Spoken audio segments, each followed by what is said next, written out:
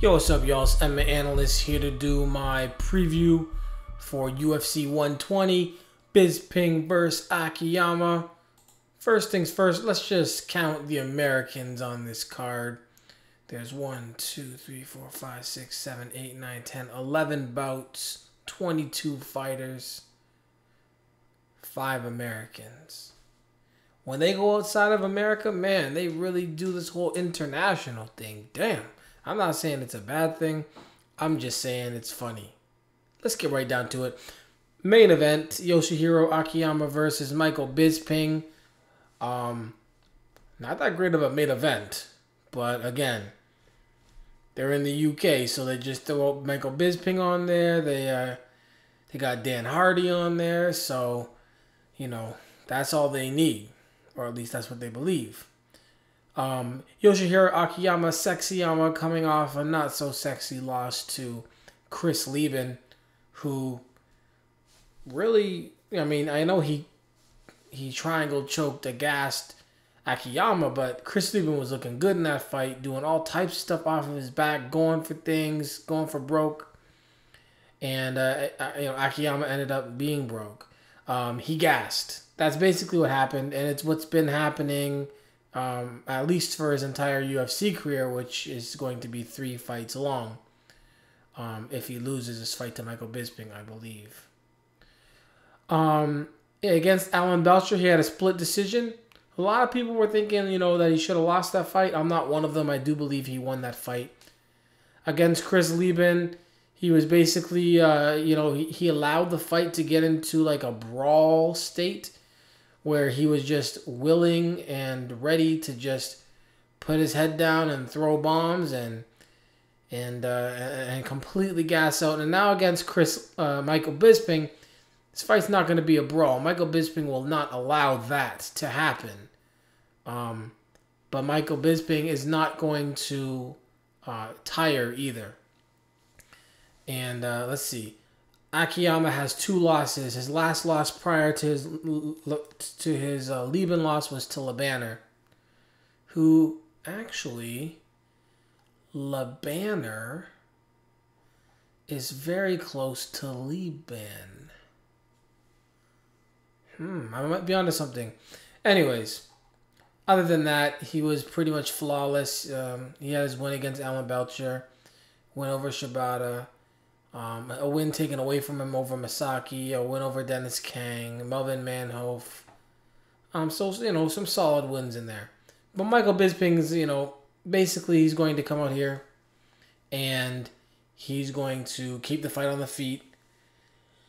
He's going to, jab and move, stick and move, stick and move, stick and move. And I see him, potentially having to deal with some takedown attempts from the judoka, But one thing is for sure that we know about Michael Bisping. His guard, he knows how to get back to guard. He knows how to get up, and he doesn't gas, or at least not recently.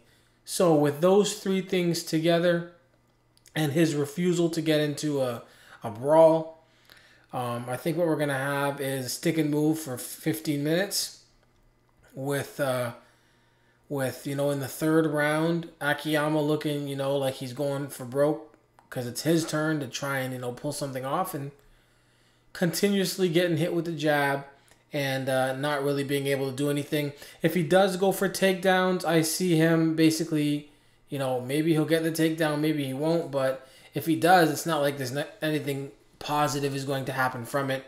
I think Bisping gets right back up to his feet, and I think Bisping wins a pretty Bisping-esque win here, He's not going to finish the fight, I don't think. But I do think it will look like a pretty solid win for him. And then we'll see just how valuable the UFC thinks Akiyama is. Will his sexiness be able to keep him in the UFC if he goes 1-2? We'll see. Dan Hardy versus Carlos Condit. This is a tough one because, we're obviously dealing with Dan Hardy, pretty good striking, but the wrestling is the big deal. How, we saw him against George St. Pierre, And, you know, that's a different type of thing going on there. But against Mike Swick and Marcus Davis, you know, he's been able to really, you know, stuff takedowns when he needs to. And on the feet, he's been able to control, you know, where the fight goes. He's not really that much of a brawler. You know, he hits hard, but, you know, it's not like Dan Hardy's going out there and just going crazy and knocking people out nonstop, and every fight is a highlight reel KO. I mean, that's just not the case. He goes out there, he has some pretty decent boxing. He definitely has power. He puts the two together, and if he's not, you know, facing George St. Pierre or, you know, Koscheck or Fitch, then he can probably keep the fight on the feet. But if it does go to the ground, he'll at least be able to get back to the feet. And then if he's not striking against, you know, superior strikers, and there aren't really that many great strikers anyways, then, you know, he can, you know, handle his own on the feet. So this is a fight where, you know, he is coming off of his loss to George St. Pierre. Before that, his last loss was to Yoshiyuki Yoshida. It was an accidental groin kick. So his last legitimate, you know, for real loss was against David Barron back in 2006. He's definitely become a better fighter over the years. We've seen his improvement, and he is continuing to improve. He'll be fighting Carlos Condit, who's coming off of a crazy fight, a win over Rory McDonald, Canadian, who, if I remember correctly, was just really taking it to Carlos Condit, controlling it for the first and second round, and then Condit's corner or something said something, and they said, go out there and fight. He came back in the third round. He put it on McDonald, and then he finished him with like 10 seconds left in the fight. Crazy fight. It was the fight of the night. Obviously, the big thing for Carlos Condit, if he's able to, would be just to come out, go for takedowns, get the takedown, you know, control the fight. He trains with Jackson submission fighting, so we know what that means, you know. He's going to try and put people up against the cage, try and take people down, try and hold positions, try and get some points, try and get the win, and that's it.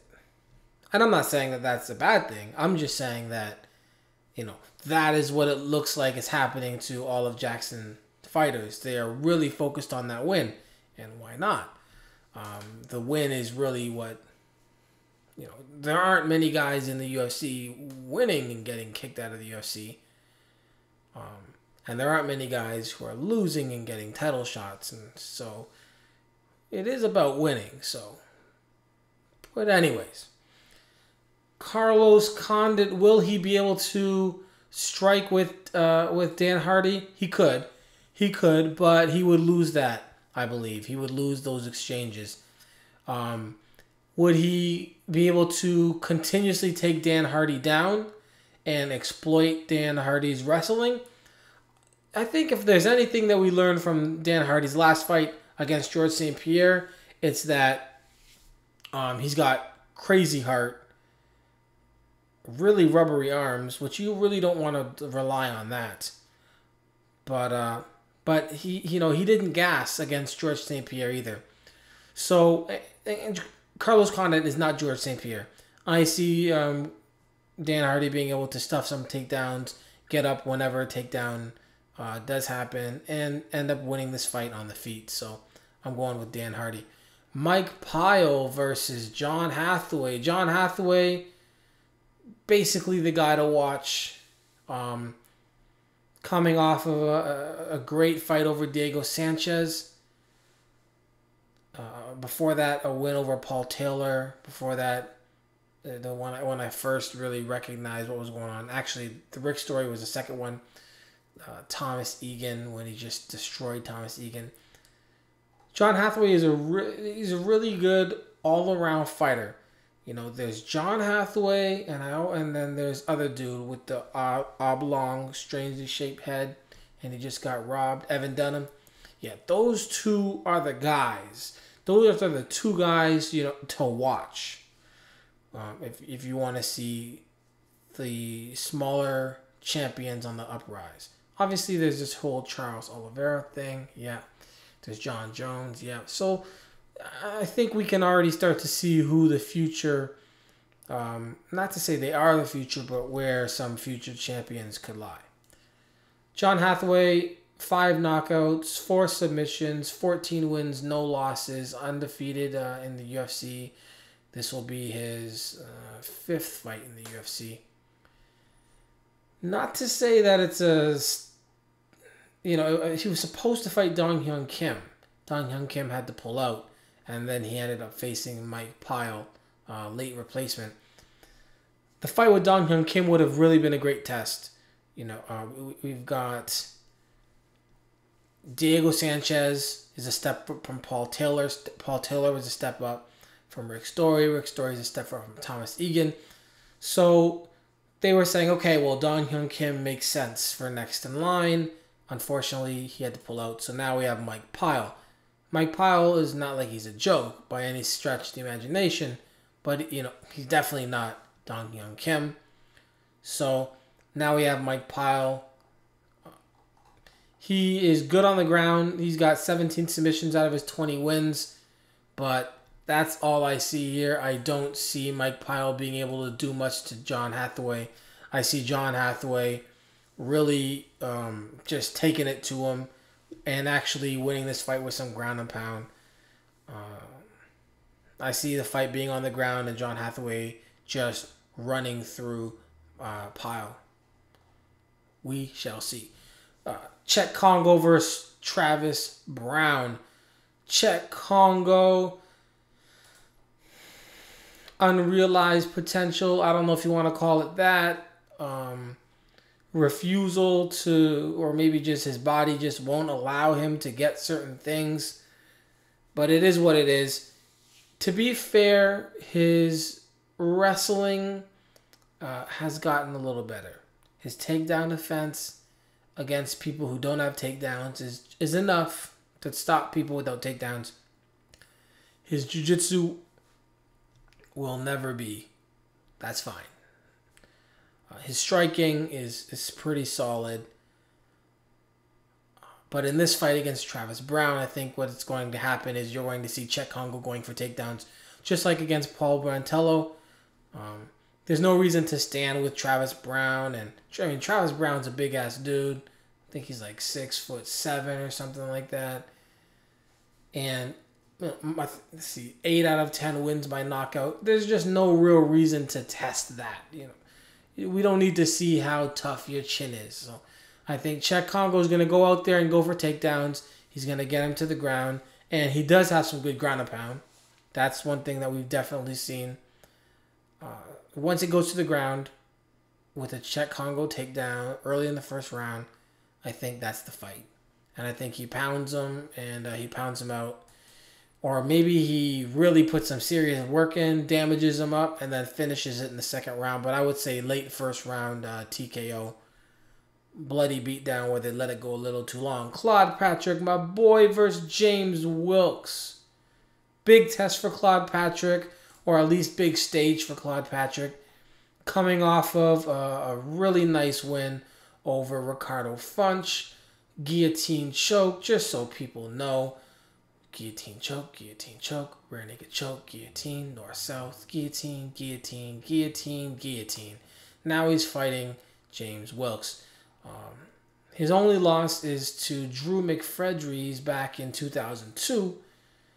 He was 1-0 at the time he fought him, and it was at 185. Now he's dropped down to 170. He looked real good against Ricardo Funch. Did not get in any kind of trouble. Knew exactly where to take the fight. James Wilkes, he has a decision win over Peter Sabata. A TKO loss to Matt Brown. Destruction of DeMarcus Johnson. And, He defeated Roman Machayan in his first fight back in 2003. 7 wins, 3 losses. He's a Brit, but he fights out of and trains out of Laguna Hills, California. It's 4 submission wins, 2 knockouts. This is big for Claude because obviously you've got an Ultimate Fighter winner. He's fighting in his home country, and he's going to have lots of fans. It's going to be a big thing. Lots of people know who James Wilkes is just from the Ultimate Fighter TV show. This is the test that they're giving Claude. They're saying, "Yo, Claude, you look like you did pretty well. We're not exactly against cutting these tough guys anymore." Who they just cut? Escudero. Ooh, we didn't even talk about that. They cut Escudero. It sounds like they must have got my email. But I think he controls the fight. I think Claude Patrick is able to decide where the fight goes, get in the clinch, get a takedown. He's pretty good on his feet with the stand-up. His cardio is going to be fine. He's in shape. I just think Claude Patrick wins this fight. I see him really winning the fight wherever it goes. And then guillotine. Whether he wants to get the guillotine or not, whether he's looking for it or not, if you have a neck and you put it out there, it's getting the head separated from the body. Guillotine choke. Claude Patrick for the win. Undercard, I'm picking Cyril Diabate over Gustafsson. However, I do recognize the possibility that Gustafsson could just continuously take him down and win the fight. But I'm picking Cyril Diabate to catch him with a knee or something. Yeah, that sounds good. I'm picking Vinicius Quiros over Rob Broughton. I want to pick Stanislav Nedkov over Steve Cantwell, and I'm going to do it. F it. I'm going to do it. That's another close one. Paul Sass, if you look at this guy, man, he's got his first 8 fights, submission, or first 7 fights, all triangle choke. Then he, threw a heel hook in there, then a submission, then a split decision, then another heel hook, 10-0, just choking dudes out. But Mark Holst is serious, serious as well, coming off, though, a loss to Gunderson. It's going to be a tough one. I'm going to go with Paul Sass. But I'll be pulling for Holst. I'm picking Spencer Fisher over Kurt Warburton. And, y'all want to see this guy on the main card. I'm telling you. Fabio Maldonado, 22 wins, no losses, 21 knockouts. That's his professional boxing record, right? Professional boxing, 22 wins, no losses, 21 knockouts. That's just on the feet, all right? Now in MMA, 17 wins, 3 losses, 11 knockouts. He hasn't lost since 2007. He's on a 10-fight winning streak. And check this out. He trains with Team Nogueira. Y'all better watch for homeboy.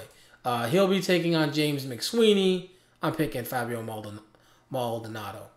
Overall, not that great of a card, but it is what it is. It's free. Is it free? I know I'm watching it for free somehow. And I'm going to watch it in the afternoon. Then I'm going to go to a bar at nighttime and start betting on stuff I already know happened. Ha-ha! MMA, y'all. That's important. Peace.